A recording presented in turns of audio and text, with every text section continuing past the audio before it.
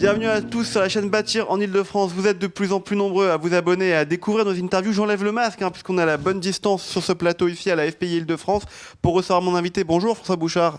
Pouvant le masque aussi, allez-y, soyons fous. Merci, bonjour. Bienvenue sur le plateau de Bâtir en Ile-de-France. Vous êtes maire de Roissy-en-Brie. C'est ça. C'est une petite ville, une moyenne ville, Roissy-en-Brie, selon vous? Ville moyenne d'Île-de-France, un petit peu moins de 25 000 habitants, située en plein ce qu'on pourrait dire de Marne-la-Vallée, au centre-nord de la Seine-et-Marne, à 25 km de la porte de Bercy. C'est facile d'être maire d'une petite ville, moyenne ville, comme ça? C'est quoi votre quotidien? C'est du travail. Ouais. Mon quotidien, grosso modo, c'est 90 heures par semaine au service de nos administrés. Le quotidien change tous les jours. On a la caricature du maire qui passe son temps en réunion, restaurant, re-réunion et re-restaurant. C'est pas vraiment ça. C'est essentiellement du contact avec, évidemment, nos administrés, les services. On est un petit peu chef d'orchestre et couteau suisse de la République, comme j'aime le dire. Donc, c'est beaucoup de temps, c'est beaucoup de passion. Il faut être passionné. Je dis toujours que le jour que tout cela ne m'intéressera plus ou que tout cela ne me fera plus vibrer, je ne ferai plus maire. Bon, c'est pas encore arrivé ce jour. Non, on a le temps. D'accord, très bien. Vous nous rassurez quand même. Comment on pense l'aménagement quand on est maire d'ailleurs d'une petite ville comme ça? L'aménagement du territoire, tant en termes de logement qu'en termes de lieux publics, c'est quand même une donnée importante pour un maire. C'était normalement l'essence même d'être maire, de construire sa ville, reconstruire sa ville. Roissy-en-Brie existait avant François Bouchard et son équipe, et Roissy-en-Brie existera peut-être même encore après François Bouchard et son équipe. En tous les cas, un maire doit imaginer sa ville sur un constat actuel, sur le moment actuel, et revoir la ville d'après, toujours innover. Donc c'est normalement l'essence même d'être maire et de construire sa ville, que ce soit en logement, en développement économique. Et justement, en logement, vous avez besoin de logement aujourd'hui à Roissy-en-Brie? Bien sûr. Alors c'est pas facile de les sortir, mais effectivement on a besoin de logement parce qu'on a des naissances ici à Roissy-en-Brie, on vieillit à Roissy-en-Brie, on grandit à Roissy-en-Brie. Les familles veulent rester essentiellement à Roissy-en-Brie, qui est une ville qui est très bien desservie, qui est très bien située au bord de la 4, au bord de la Francilienne, proximité de l'autoroute A4, RER E, prolongement RER E, terminus la ligne E jusque la Défense. Donc c'est quelque chose d'important. Nous sommes bonne qualité de vie, chargés de politique publique. Et pourquoi vous dites que c'est pas facile de sortir des logements? Parce qu'on reçoit beaucoup de maires ici qui nous disent la même chose que vous. Mais on essaie de comprendre pourquoi c'est pas facile de sortir des logements. Hier, le maire constructeur, aux années 80-90, était un maire faiseur, était presque un génie, s'occupait de sa population en construisant, en leur proposant des solutions de logement, que ce soit en acquisition ou en logement social, en pensant à la mixité sociale. Donc, ce maire était quelqu'un qui faisait de belles choses. Aujourd'hui, le maire constructeur n'est plus un maire constructeur, mais il est un maire bétonneur. Les travaux dérangent tout le monde. Personne, tout le monde a un logement, mais on ne veut presque pas avoir de voisins, ça fait du bruit et ça pollue. Alors moi je me pose quelquefois la question, je ne connais personne qui m'a dit je rêve pour mes parents qui partent habiter dans une grotte ou mes enfants. Voilà, ça je l'ai jamais entendu, mais à chaque fois que nous posons une première pierre d'un bâtiment ou à poser un panneau de permis de construire, ça crée des tensions. C'est le principal point de blocage sur les constructions, c'est les riverains? Pas que les riverains. Alors, c'est pas forcément un blocage. On doit expliquer ce qu'on va donner. L'image, ce qu'on va faire de la ville demain. Il y a aussi toutes les solutions techniques obligatoires, un petit peu technocratiques. Imaginez que pour sortir un projet aujourd'hui, avant de déposer le permis de construire, c'est environ 8-10 mois de travaux entre les services, d'échanges, de discussions entre les services et le pétitionnaire. Mais aujourd'hui, vous, en tant que maire de Roissy-en-Brie, François Bouchard, nous, on reçoit beaucoup de promoteurs sur notre plateau. On a reçu des élus, on a reçu la ministre du Logement aussi.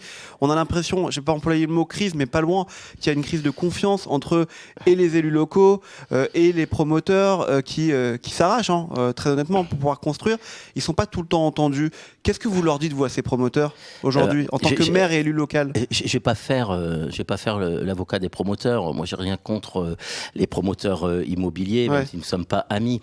Mais je ne connais pas une autre solution que de construire, que de passer par des promoteurs. Je ne vais pas construire des logements en régie avec mes services publics, ça n'existe pas.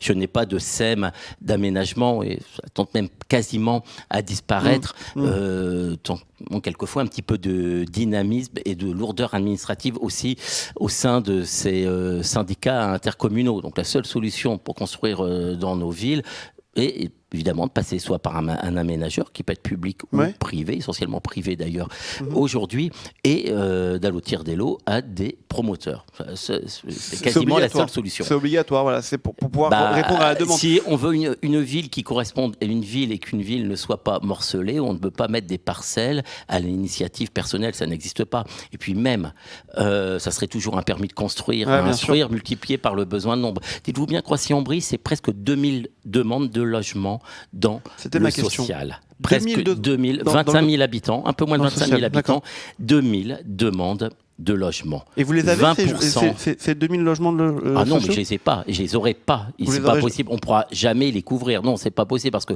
il y a une règle de jamais dépasser une vingtaine de pourcents dans la construction de logements sociaux pour offrir un produit mixte, le parcours aussi résidentiel. Il fait bon de vivre à Roissy-en-Brie, ce que vous nous dites. Venez voir. Je vous invite.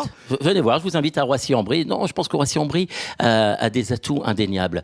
On a d'un côté la forêt, la nature. 90 hectares d'espace vert, le RER-E, des services publics de qualité, beaucoup de moyens développés, une vraie politique sportive, une vraie politique pour l'enfance et la petite enfance, une vraie politique pour nos seniors, une vraie politique en matière de santé. Nous luttons tous les jours contre la désertification médicale. Donc je pense que c'est très sympa de vivre à Roissy-en-Brie. Moi, en tous les cas, je suis fier d'être le maire de Roissy-en-Brie. C'est une ville aussi particulière. Dites-vous bien, Roissy-en-Brie, c'est 17 km², 25 000 habitants. D'accord. Je vais citer une autre ville, mais mon collègue de Torcy, président de l'agglomération, ne m'en voudra pas. On a exactement le même nombre d'habitants. Sa ville fait 3 km². Donc nous sommes une ville pas dense, nous sommes une ville avec 8000 pavillons. Alors ça ne plaît pas à Madame Vargon, la ministre du Logement, mais Roissy-en-Brie a été essentiellement construit sur les pavillons. C'était un petit peu une ville de villégiature au 19e siècle, 20e siècle des Parisiens. D'accord, voilà. Et qui venaient se reposer, leur petit lopin de terre, etc. Donc évidemment, tout cela a été reconcentré. Aujourd'hui, nous devons aussi redensifier notre centre-ville. Comme le cas de l'Île-de-France, plus loin que l'Île-de-France, le 77, c'est votre cas. Effectivement, il y a plus de monde qu'avant, tout simplement, et il faut répondre à la demande. C'est ça. Mais en fait, nous étions seconde couronne. Je l'ai dit tout à l'heure, 25 km de Paris. Aujourd'hui, nous sommes pas la seconde, mais la première couronne et demie. Voilà. Le Val-de-Marne, c'est à 4 km de Roissy-en-Brie. La Seine-Saint-Denis, c'est à 6 km. Donc, on est vraiment à côté. Nous avons les réseaux routiers et ferroviaires et ça va continuer de se développer. Demain, il y aura le Grand Paris. C'est-à-dire que de Roissy-en-Brie au Stade de France, nous mettrons un peu moins de 30 minutes, par exemple. C'est super. Effectivement, c'est une belle perspective. On parle justement de ces logements qui sont construits, de cette demande qui est en train d'être comblée. Il y a plusieurs programmes qui ont été développés à Roissy-en-Brie. 600 logements livrés sur le dernier mandat. Et ces programmes, notamment un qui s'appelle, je crois, Plein Sud. Alors celui-ci n'a pas été livré. Il n'est pas encore livré, d'accord. Celui-ci, alors j'ai parlé... On parlera de Plein Sud, et je sais que ça vous intéresse beaucoup de parler de Plein Sud. Et j'adore le Sud. Donc c'est pour ça. Voilà. Et il est situé au sud de la ville. Donc il faut encore mieux vivre à Plein Sud qu'à vivre dans la ville. Exactement. C'est ça, au moins le soleil. Nous avons par exemple redensifié un secteur qui était une friche commerciale abandonnée depuis un petit peu moins de 10 ans. D'accord. Les commerces restants étaient en train de se casser la figure. Les copropriétés étaient dans une paupérisation sans nom. Problèmes aussi sociétaux, problèmes de délinquance, il ne faut pas avoir peur de le dire, stagnation de véhicules, etc. Donc nous avons, avec mon adjoint Jonathan Zerdoun, pris ce dossier au premier jour de 2014, une fois élu. Nous avons reconstruit là-dessus un petit peu plus de 200 logements, donc un vrai pari, ramener du commerce, participer à la résidentialisation des lieux, participer même à, comment dirais-je, à rénover les copropriétés, ce qui est extraordinaire. C'est-à-dire que nous avons fait ce qu'aurait pu faire l'ANRU en 15 ans, nous l'avons fait en 5 ans et un petit peu moins de 200 réunions. Même si tout le monde criait son désespoir sur le quartier, voir se construire quelque chose était problématique. Même mes opposants qui m'ont appelé bétonneur, qui m'ont caricaturé avec un casque orange, on peut citer peut-être des noms, à la Bouygues par exemple. Vous voyez, et c'est intolérable. Nous n'avions pas le choix que de reconstruire parce qu'il fallait redensifier le secteur.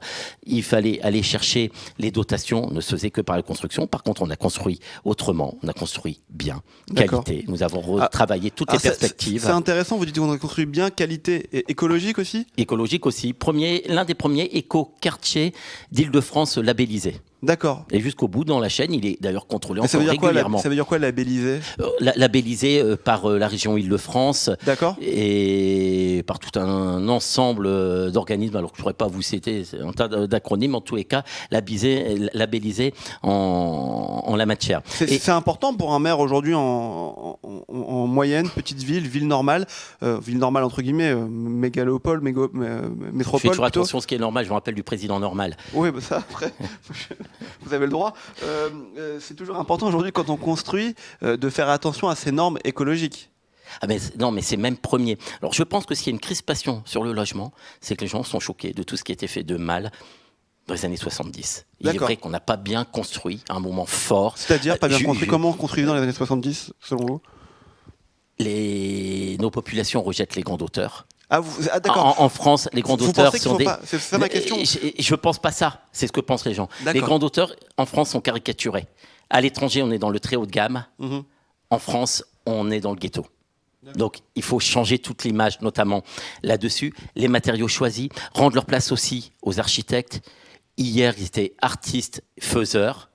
Aujourd'hui, c'est le passage obligé. Et c'est aussi le message que je veux envoyer un petit peu aux promoteurs. Reconsidérez vos architectes, reconsidérez les concours architectes. Il faut faire attention, on doit dans tous les cas construire autrement. Il est toujours regrettable quelquefois, pour quelques centimes d'euros, de ne pas mettre des huisseries de moyenne gamme ou de haute gamme ou de haute qualité. Je dois quelquefois discuter sur les échantillons, par exemple le plaxé noir ou n'importe quel autre halle. Ah oui, mais monsieur le maire, vous comprenez, c'est un petit peu plus cher. Non, mais c'est tellement mieux. Je pense qu'en fait, aujourd'hui, il faut être riche pour construire pas cher. Très bien. Et puisqu'on parle de qualité et d'écologie, il y a aussi un grand sujet qui revient souvent sur ce plateau, c'est le ZAN. Alors j'ai du mal à le dire, le zéro artificialisation nette. Alors chez nous à Roissy-en-Brie, c'est un petit peu aussi ce qu'a dénoncé ou voulu expliquer la ministre du Logement. Roissy-en-Brie, je vous l'ai dit, c'est 8000, essentiellement 8000 pavillons. On venait habiter à Roissy-en-Brie parce qu'on avait son pavillon à 25 km de la porte de Bercy, demain à 40 minutes de la Défense en transport. Donc on est à Roissy-en-Brie pour cela. Aujourd'hui, nous sommes obligés de densifier nos centres-villes. Donc cette zéro artificialisation nous pose quelques problèmes. J'avais par exemple un programme important en termes de zones pavillonnaires. On devait construire 250 pavillons parce que on a toujours un grand nombre d'acquéreurs de pavillons ici à Roissy-en-Brie. Donc ça pose un petit peu de problème, c'est-à-dire que c'est un petit peu la densification, ça rend les sujets beaucoup plus denses. Et puis vous devez préserver les alentours naturels aussi à Roissy-en-Brie. Alors par exemple, c'est plein sud, c'est l'histoire de plein sud. Plein sud, c'est 40 hectares d'emprise déclarés dans le projet. 20 hectares seulement construits, dont ce que nous voulons faire passer, c'est 250 logements sur la frange logements individuels, sur la frange à côté des logements individuels, et un petit peu plus dense en entrée de ville pour donner un signal de ville, du logement évidemment de qualité, totalement où l'environnement sera au cœur du projet. Je me plais à le dire d'ailleurs. Ça sera un saupoudrage de matériaux dans un écrin de verdure. Ça sera ça, plein sud, donc construire autrement. Mais excusez-moi, mais vous dites que ça nous pose un petit problème, ce ZAN. C'est-à-dire que comme je suis attaché, comme notre population est attachée au pavillon, et cela je le défends. Moi, si je suis attaché au pavillon, je pense que ça reste un petit peu partie du rêve francilien, quand on n'habite pas Paris, d'habiter un pavillon en Île-de-France, et donc Roissy-en-Brie était cette ville. Et donc pour construire et répondre à cette demande, c'est compliqué de construire et de créer en même temps la même quantité de je ne densifie pas assez forcément. Puisque c'est-à-dire qu'un pavillon, on aura 2 logements à l'hectare, par exemple, alors que la règle est au-delà de 40 logements à l'hectare. Comment on peut résoudre ce problème? Il faut que les autorités politiques fassent des exceptions. Je pense, et faire des exceptions de choix et de lieu. Et ça aidera aussi à pouvoir construire et à permettre aux promoteurs de travailler plus sereinement. Je pense que les zones pavillonnaires n'intéressent pas beaucoup les promoteurs. En tous les cas, nous, on a un véritable sujet. Celui-ci, on le défend, qui sera fait d'ailleurs par un opérateur sérieux et spécialiste des zones pavillonnaires. Donc, sur le sujet, je pense que le pavillon n'est pas le seul et unique sujet, mais c'est-à-dire qu'il faut faire du pavillon pour pouvoir faire du collectif à proximité. D'accord, très bien. C'est clair. Pour moi, c'est une solution. Et je pense que les populations rêvent toutes d'avoir une maison quelque part. Alors, pas qu'à Roissy-en-Brie. Pour terminer cette interview, merci d'être venu d'abord, Monsieur Bouchard, et d'avoir abordé tous ces sujets frontalement et sans langue de bois. Pour terminer cette interview, on fait un que oui, que non. Vous connaissez le que oui, que non? Allez-y, vous répondez que par oui ou que par non. Voilà. Bon, après, je vous demande de vous justifier, sinon c'est pas marrant. Voilà. Ah oui, d'accord. Ouais, quand même. Que oui, que non. Est-ce que vous pensez que Valérie Pécresse gagnera l'élection présidentielle en 2022? J'ai le droit à un joker? Non. Non, c'est que oui, que non. Non. Vous me mettez dans la merde, là. Je pense que c'est pas facile. D'accord. Ça sera votre joker, alors. Très bien. Que oui, que non. Est-ce que vous pensez que le PSG gagnera la Ligue des Champions cette année? Je pense pas, non. Ah ouais, mais pourquoi vous êtes tous comme ça, tous sur le canapé, vous me dites ça? Je sais pas pourquoi, je connais pas les autres qui sont venus avant. Je veux bien qu'on en parle ensemble. D'ailleurs, on pourrait débattre, ça pourrait être un sujet. Non, je pense que ça manque un petit peu d'envie, un petit peu bourgeoisé en fait finalement. D'accord. On a perdu l'esprit populaire avec le PSG du foot. Voilà. Très bien. Que oui, que non. Est-ce qu'un jour vous pensez que vous pourrez être ministre du logement? Ah non. Non. Non. La politique nationale, peut-être que je reviendrai. Et pourtant, un sujet passionnant, le logement. Ouais. Vous imaginez, vous logez des gens, vous offrez l'une des craintes premières aux familles. Vous savez, il y a trois sujets qui intéressent les Français. Le logement, la sécurité, le travail. Quand on en fait, on sait démolir. Drôle d'ailleurs, quand on parle de logement, de parler de démolition. Donc non. Non, ça vous intéresse pas. Puis je sais pas avec qui. Non, si ça m'intéresse beaucoup. Non, mais la politique nationale, j'entends. La politique nationale m'intéresse plus. D'accord. Elle vous intéresse plus aujourd'hui? Ouais, c'est ça. Très bien. Vous avez le droit. Il y a eu 2017 entre deux, voilà, tout a changé. Mais je suis passionné aussi par Roissy-en-Brie. Très bien. Que oui, que non, justement, Roissy-en-Brie, est-ce que vous serez candidat à votre réélection dans 4 ans? On en reparlera dans 4 ans et demi. Alors c'est dans 4 ans? C'est dans 5 ans. Ah, c'est dans 5 ans? Oui, pourquoi 2026. D'accord. Ah oui, c'est ça. C'est dans 5 ans. Oui. C'est pas 5 ans les élections? Non, c'est 6 ans. C'est 6 ans, vous voyez. Mais comme quoi on apprend tous les jours. Si tout cela m'intéresse, si je suis motivé, si je sens que les Roissiens ont encore envie de moi, peut-être qu'on peut peut-être fatiguer. Et il restera en tous les cas du travail. Donc, j'oserais dire pourquoi pas. D'accord. Que oui, que non, est-ce que vous avez lu le dernier livre de Cyril Hanouna? Non. Non. Vous lisez beaucoup? Pas assez. D'accord. Pas assez, je ne peux même pas vous citer. Attendez, je vais essayer de vous citer mon dernier bouquin. Comme vous mettez dans la merde tout seul. Mon dernier bouquin, mais j'y arriverai peut-être pas. Voilà, c'est vrai que je me suis mis dans la merde tout seul. Très bien. J'ai essayé de pas rougir d'ailleurs. En plus, je voulais pas demander. Mais je le sentais venir. J'avais pas prévu. Chanter. Que oui, que non. Est-ce que vous regarderez les Jeux Olympiques 2024 à Paris? J'espère, oui. En plus, nous sommes terre de jeu. C'est ma question, justement. Ouais. On regardera, alors il n'y aura pas les Jeux Olympiques à Roissy-en-Brie, mais je suis premier vice-président de l'agglomération Paris-Vallée de la Marne, en charge de l'aménagement. Pour dire, vous voyez, c'est un sujet qui me passionne, l'aménagement. Je ne veux pas être ministre du logement, mais j'en fais un peu quand même. D'aménagement à l'aglo. Et Vers-sur-Marne est terre les Jeux Olympiques se dérouleront. Qu'est-ce qui s'y passera pendant les Jeux Olympiques? Canoë-kayak. Canoë-kayak, d'accord. Voilà. Ah ouais, c'est intéressant. C'est très intéressant, ouais. Très bien. Donc vous regarderez, vous vivrez ces Jeux Olympiques? Ouais, j'y suivrai, oui. C'est à mon sens intéressant, pas mal. Ouais. Que oui, que non, le dernier que oui, que non, est-ce que vous avez déjà été indécis dans votre ville? Indécis? Ouais. Mais tous les jours. Ah ouais? C'est la solitude du chef. Au final, c'est moi qui signe. Ouais. On en discute tous ensemble, c'est moi qui prends la responsabilité. Ça serait pas normal de ne pas être indécis. Tout cela est important, comme je suis stressé, c'est parce que je prends tout ça au sérieux.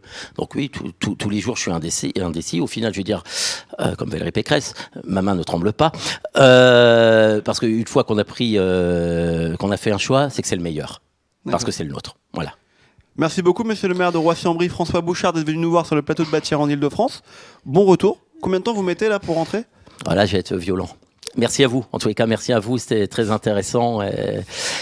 Combien de temps j'ai mis? 27 km ce matin sur le GPS. Je suis parti à 8h15. Je conduis moi-même ma petite voiture. Je me suis garé ici à 10h15. Ouais. Je ne parlerai pas de la mer de Paris. Non, Bah, elle a pas besoin de moi pour qu'on parle d'elle en mal, d'ailleurs. Elle est candidate à l'élection présidentielle. Ouais. Elle ferait bien de s'occuper de Paris, ce serait bien. Bah écoutez, voilà, le message est passé parce qu'elle regarde souvent Bâtir en Ile-de-France. Je peux en discuter avec elle. Ça m'intéresse. En fait, je comprends pas pourquoi elle déteste autant les banlieusards. Pourquoi vous dites qu'elle déteste autant? C'est intéressant. Pour rendre étanche à Pointe-Paris, c'est forcément il y a quelque chose. Parce qu'apparemment, elle déteste pas la voiture. Pour faire 100 mètres, elle est montée dans une voiture. Donc, elle déteste pas la voiture. Donc, c'est forcément qu'elle déteste les gens qui sont dedans. Essentiellement, les gens qui sont dedans en entrant à Paris viennent de la banlieue. Oui, pour terminer cette interview, vous trouvez qu'il y a un problème de transport et d'accessibilité à Paris quand on vient de banlieue? Complètement. Alors, soit on peut faire du tout transport, mais je pense que l'offre va s'améliorer. Dans 5 ans, 6 ans, 7 ans. Aujourd'hui, on en est loin et encore plus avec les 2 dernières années que nous venons de vivre. Quand on a 3 rendez-vous dans la journée, ce qui est mon cas aujourd'hui, on optimise, on est obligé d'optimiser. Parce que sinon, en fait, je ferai que des matinées à Paris, je ne serai pas dans ma ville. C'est compliqué. Donc, je suis venu en voiture. Dites-vous bien que pour gagner la porte de Bercy, j'ai mis un peu moins de 2 heures. Ouais, Alors là, je n'ai pas rêvé pour Roissy-en-Brie. Non, mais je suis en trottinette, moi. Mais moi, on a mis en place des trottinettes à Roissy-en-Brie. La première ville de l'Est parisien à avoir mis des trottinettes et des vélos partagés électriques. Voyez. Après, pour revenir de Roissy-en-Brie à Paris, c'est compliqué. Non, c'est injouable. Mais tout ça pour dire, donc, pour rendre à ce point étanche Paris, aux banlieusards, c'est pas nous aimer, mais je veux bien en parler avec elle, monter un débat avec elle, je veux bien en parler. Écoutez, le message est passé, on montera un débat avec elle. J'invite la candidate Hidalgo à discuter avec moi là-dessus. En tout cas, merci d'être venu nous voir sur le plateau de Bâtir en Ile-de-France. À très bientôt. Vous baladez-vous sur la chaîne, regardez toutes les interviews, les débats qu'on a enregistrés pour cette chaîne Bâtir en Ile-de-France. Et nous, on se retrouve dans quelques jours, quelques mois pour une prochaine interview ou un prochain débat. À bientôt.